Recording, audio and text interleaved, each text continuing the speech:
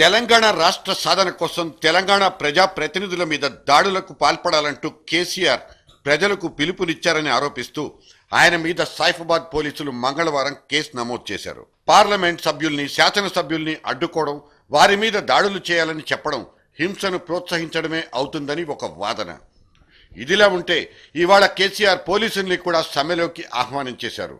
ఉద్యోగాలు పోతాయన్న భయాలను అందరూ వదులుకోవాలన్నది కేసీఆర్ అభిప్రాయం.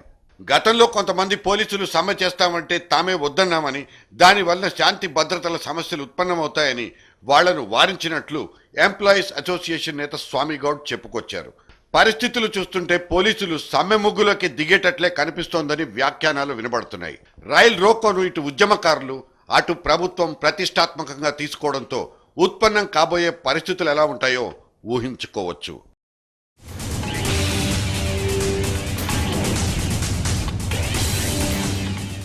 మీడియా గీతలు దాటిపోయి తనకు తాను ఒక రాజ్యాంగేతర శక్తిగా మారి చాలా కాలమే అవుతోంది.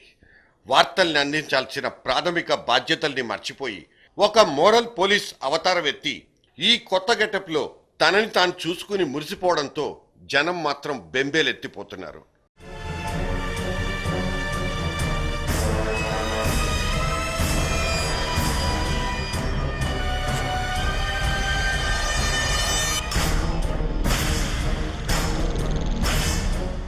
నిన్న జరిగిన ఒక సంఘటన మీడియా స్థాయిని ప్రతిబింబిస్తోంది. సకల జనుల సమ్మెలో భాగంగా ఉంటూ వచ్చిన ఆర్టీసీ నేషనల్ మజ్దూర్ యూనియన్ తన సమ్మె విరమణ నిర్ణయాన్ని ప్రకటించడానికి ఏర్పాటు చేసిన ప్రెస్ మీట్ అది. స్థలం బొత్స సత్యనారాయణ అనబడే ట్రాన్స్పోర్ట్ మినిస్టర్ నివాసం. సమయం మధ్యాహ్నం 2 గంటలు. ఆయనతో పాటు సదరు యూనియన్ నాయకుడు మహమూద్, అతని సహచర వర్గం అక్కడి మీడియాతో మాట్లాడుతోంది. 22 రోజుల వరకు లాగాము.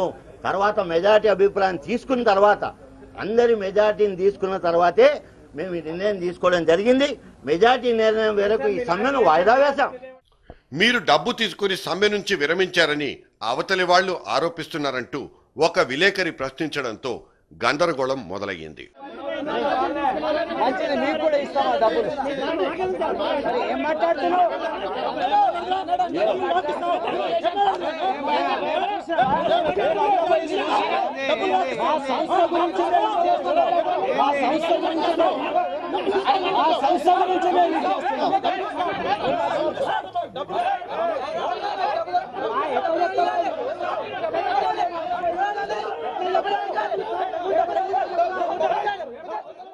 ఇలా ప్రశ్నించడం సదరు విలేకరికి ఉన్న హక్కే కావచ్చు.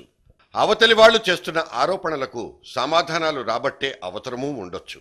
కానీ పదే పదే అదే ప్రశ్నను సంధించి అక్కడున్న వాతావరణాన్ని పూర్తిగా చెడగొట్టే అనుచిత ప్రవర్తన మాత్రం బేసబబే అవుతుంది. ఉద్యమాల పట్ల విలేకరులకు వ్యక్తిగత అభిప్రాయాలుండవచ్చు.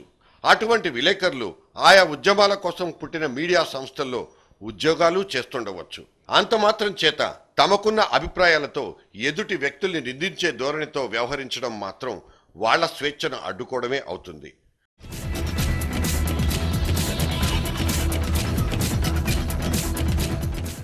ఇరుగు పొరుగు ఛానళ్లతో నెలకొన్న పోటీతత్వమే వాళ్ళని ఇలా కరుడుగట్టేలా చేసుండొచ్చు. ఎక్స్క్లూజివ్ వార్తల్ని సంపాదించుకోవడం కోసం ఈ దూకుడు వాళ్లకు అవసరమే కావచ్చు. కానీ ప్రెస్ మీట్లలోనే స్టింగ్ ఆపరేషన్లంతా హడావిడి చేసుకోవడం, ఆయా ఛానళ్ల సొంత ఎజెండాల్ని ప్రదర్శించుకోవడం మీడియా మీదున్న గౌరవాన్ని సన్నగిల్లేలా చేస్తోంది. ఫలానా ఛానల్ ఫలానా పార్టీకి పాంప్లెట్ లాంటిదని, ఒక్కో ఛానల్కు ఒక్కో పొలిటికల్ యాంగిల్ ఉంటే ఉంటుందని టీవీ చూసే సామాన్య ప్రేక్షకుడికి కూడా తెలిసిపోయిన విషయం. మీడియా లోపలే గ్రూపులున్నాయని, ఒకదాన్ని ఇంకొకటి అణగదొక్కడానికి వందలాది విధాలుగా ప్రయత్నిస్తుంటాయని కూడా బయటికి పొక్కిపోయింది.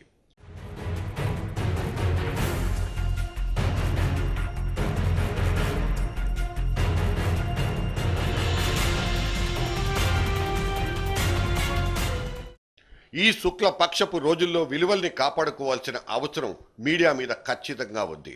గుచ్చుకునే ప్రశ్నల్ని సంధించకపోతే, రాని విషయాల్ని బయటికి రాబట్టకపోతే విలేకరులకు బ్రతుకు తెరువు ఉండదు. సరే, కానీ 14 కెమెరాల మధ్యన ఫోకస్ అయ్యే సమయంలో స్ఫూర్తి అనేదే లేకపోతే అది నైతిక భ్రష్టతకే దారితీస్తుంది. బయటి ప్రపంచం నుంచి మీడియా మైకుల మీదకి చీదరింపులే కమ్ముకొస్తాయి. కొంతకాలం క్రితం కాంగ్రెస్ ఎంపీ వి హనుమంతరావు ఒక పత్రికా ఛానల్కు చెందిన వాళ్ళు తన ప్రెస్ మీట్లో ఉంటే బయటకు వెళ్లిపోవాలంటూ షరతు పెట్టారు. దాంతో సదరు మీడియా సంస్థకు చెందిన ప్రతినిధులు ఆ పని మేము చేయబోమంటూ భీష్మించుకుని కూర్చున్నారు. గాంధీ భవన్లో ఏం జరిగినా కవర్ చేయడానికి మేము వచ్చామని, అది మా విధి. సదరు మీడియా కెమెరాలు తిష్ట వేసుకోవడంతో హనుమంతుల వారు దారికొచ్చేశారు. ఆయనే వేదిక మార్చుకుని ప్రెస్ మీట్ షురూ చేసుకున్నారు. తన మీడియా, తనది కాని మీడియా అంటూ పొలిటీషియన్లే గీతలు గీసేసుకుని ఇలా చెలరేగిపోవడాన్ని అనుమతించదగ్గ విషయం కాదేమో.